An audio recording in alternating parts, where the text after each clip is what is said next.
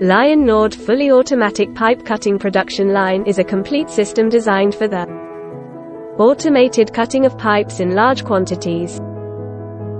The system is typically composed of a set of specialized machines that work together to form an efficient pipe cutting solution. The production line is typically composed of the following machines. Pipe loading machine. This machine is used to load the pipes onto the production line. It can be equipped with a conveyor system that automatically brings the pipes to the cutting area. Pipe feeding machine. This machine is used to feed the pipes into the cutting area. The machine can be equipped with various systems such as rollers, clamps, and other mechanisms to ensure that the pipes are accurately positioned for cutting. Pipe end facing machine. This machine is used for facing the ends of pipes before they are cut. After finished cutting, here have output table to load the material out of the machine.